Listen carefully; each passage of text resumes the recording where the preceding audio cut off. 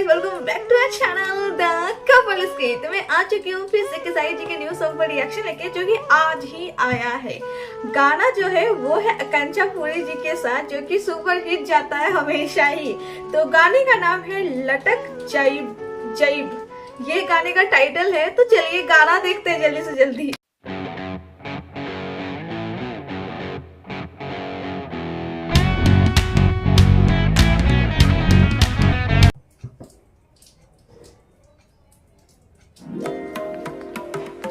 केसारी जी का एंट्री ऊपर से ही हो रहा है, देख रहे हैं। अभी जो फिलहाल अभी मेरे सॉन्ग पर रिएक्शन दिया है कमरिया लॉलीपॉप, उसमें भी ऐसे एंट्री हुआ था। ये भी रोमांटिक सॉन्ग हो, इसमें भी कुछ अलग ही लुक में है।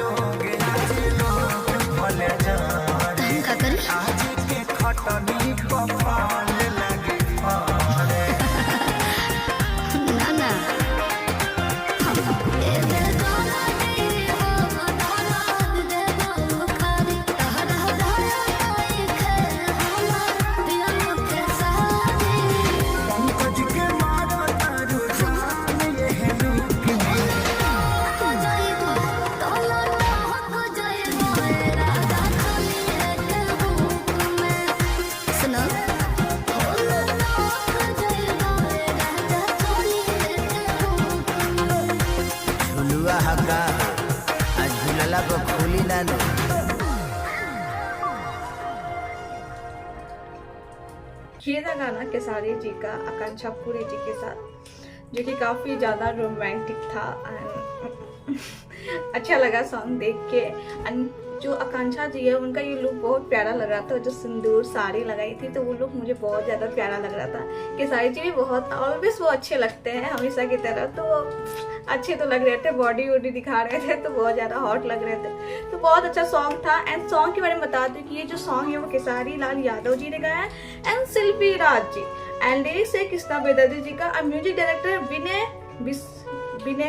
विनय जी का है। तो ये था गाना। एंड आप लोग बताना आप लोग को ये सॉन्ग कैसा लगा, एंड कमेंट में बताओ कैसा लगता है आप लोग को सॉन्ग। एंड इस सॉन्ग को तो आप लोगों ने, इस सॉन्ग को भी आप लोग ट्रेंडिंग में लेकर आओ जल्दी से जल्दी, क्योंकि अभी 4 घंटा पहले ये सॉन्ग आया है। तो बहुत सारा प्यार दीजिए सॉन्ग को, साथ में हमें भी। मिलते हैं आप लोगों से नेक्स्ट वीडियो में, तब तक के लिए जय हिंद।